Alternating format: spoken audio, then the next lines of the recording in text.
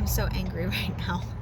So we intentionally asked our insurance provider if roadside assistance included our trailer, and they told us yes. We are now stuck. We gave him some cash for it. Thankfully, 3.5 hours, we're on our way.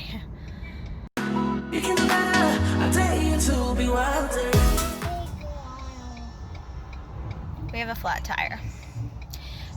I'm very, very thankful because our tire pressure monitoring system, which is somewhere around here, is what it alerted us, because we couldn't even feel it. So we wouldn't have known until we had bent our rim or something. But we've been sitting here for a little while now, kind of fighting with roadside assistance, which is a little frustrating. But in looking at it, my husband decided to go ahead and try to fill it up so that we could get to this exit that's a half mile in front of us. We have a Vire air compressor, and it's not accepting air. The actual valve, the air is just flowing out of it. So I don't even know that it's that we picked up a nail. It could just be something's wrong with our valve and the air isn't holding in. So not really sure what the deal is. Hopefully roadside assistance is going to come soon, because we are on a pretty busy interstate here. We're on 65, which is a 3-lane interstate. Quite a bit of traffic there. So that's fun. So we were on our way back from Indiana Dunes State Park when our tire pressure monitoring system began alerting us that one of our tires was having an issue. And so at first we thought it was just a faulty sensor or something, but as we noticed the tire pressure going down steadily, we quickly pulled over and we filmed what we could, but this was our first time in this situation. And so, like I said, we filmed what we could, and I'll just pop in here and kind of fill in any of the gaps that we might not have covered in the moment. We've been sitting on the side of the road now for I don't know, a half an hour. We first called our insurance, which we have roadside assistance with, and they said that we have to pay a deductible for them, even though we don't understand why. But I called our other roadside assistance, and they should be coming soon. And so we were fighting with our roadside assistance because when we set it up initially, I asked them to make sure that roadside assistance was on our trailer and our truck. And when we called to make the phone call to ask them to come and work on our trailer, they informed me that it was never added to our RV, but that it was added to our truck.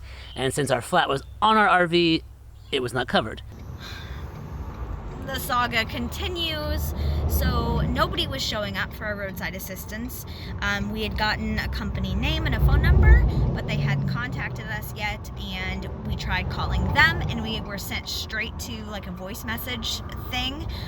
No company name, just the phone number you're calling, leave a message. So I called our roadside assistant back, because that was a half hour ago that they were supposed to be dispatched and not heard anything. And he said, oh yes, I'm a little concerned because even I can't get a hold of them, and they're not contacting. So he's supposed to be calling them off and calling another company. So we've now been sitting here for an hour and a half. We're right on the side of this busy road. Not very happy about it, but we can't go anywhere. We tried to air up the tire to see if we could go the half mile, but it's not holding any air. Our mistake here, so learn from our mistake, is he could change the tire, but we don't have a jack to jack the trailer up. And maybe we're just not understanding how we could do that safely while we're hitched here on the side of the road. But thankfully the tire is on not the roadside. Thankfully the tire is not on the roadside, but if we had a jack that could lift our trailer partially, we could just change the tire. We wouldn't be waiting for all of this. So learn from us. Don't be dumb, because apparently, yeah, we are. And so Jacqueline mentions that our valve stem was the issue, that it wouldn't hold air, and it's not a major issue. It's not a major fix or a major repair. It's something that any tire shop can fix, but it can't be fixed on the side of the road. We heard back, and they got another company, but they were going to charge us more than our insurance company and like an extra $100 more. And they said it would be 2 hours before they could get to us. So we called them off, although now I'm not sure if maybe the original company is still going to come. And now I don't know if the original company is going to come because they couldn't even get through to the original company to cancel them. So now we're calling our insurance company back to use their roadside assistance. Our problem is there was supposed to be no cost for roadside assistance, and they're charging us like $100 for it. So I don't know. I don't really know. I'm just really frustrated because we've already been sitting here for an hour and a half, and we were supposed to be almost to our destination by now. And so this other insurance that Jacqueline's referring to is our extended warranty. We purchased this extended warranty for our tires when we bought the rig, and we thought that in combination with roadside assistance and this extended tire warranty that we were pretty much covered, right? We were wrong. And so looking back, we didn't think we had a jack that could do the job, but it turns out that the jack for our F350 most likely would have done the job. But we got so caught up in the moment of trying to figure out our roadside assistance that we stopped kind of thinking for ourselves and kind of thinking, how can I fix this problem and not rely on someone else? And so this is definitely something that we are going to look into for the future. Maybe when we get the tire fixed and we put it back on the rig, we will test out to see if the jack that we have will do the job, so we know, because we don't want to go back out on the road without our own way of fixing a flat tire.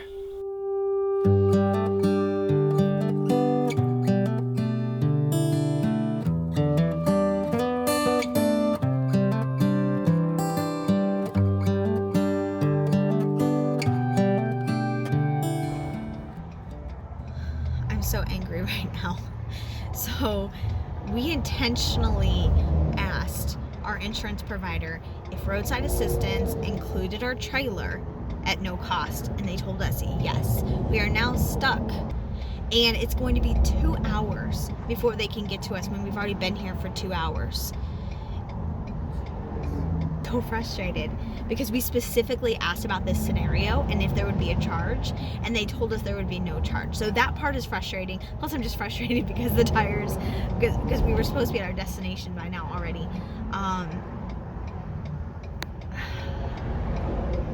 Okay. I don't know. I'm just frustrated. And so at this point, we had been on the side of the road for over 2 hours, and it was less about the expense that we were going to have to pay and more just about how many more hours were we going to be waiting on the side of this very busy interstate. We knew that if it was getting closer to the 2 or 3 hour range that rush hour was going to come into play, and we did not want to be on the side of the road during rush hour. And so we were okay with paying what we needed to pay to get off the side of the road.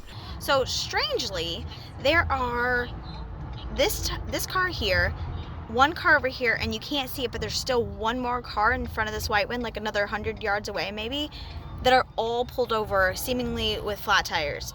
So I'm not sure if something is going on with this section of the road or what it is, but obviously there's something going on here.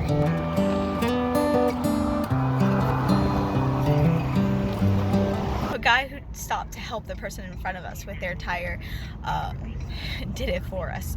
So he had the supplies in order to be able to do it safely. So we gave him some cash for it. And so as Jacqueline mentions here, there were 5 or so other vehicles that were pulled over in this maybe quarter of a mile stretch of highway. And so I don't know if it was the road or what the issue was, but there was something going on there. And roadside assistance was probably having a heyday with it. They were loving it. But for us, we were stuck. We were stranded because we didn't think that we had a jack to do the job. The person in front of us was needing a tow. So when their roadside assistance showed up, I approached the man and just kind of told him the situation. And he very quickly said, "Do you have leveling blocks?" I said, "Yes." So he used our Anderson leveling blocks to take enough weight off of the front axle that his jack would do the job. Even though his jack wasn't rated enough to lift our entire rig, it was rated enough to lift just the axle with the weight that was on it. So it saved the day. And like Jacqueline said, we slipped him a little bit of cash because the man saved our day. Thankfully, 3.5 hours, we're on our way.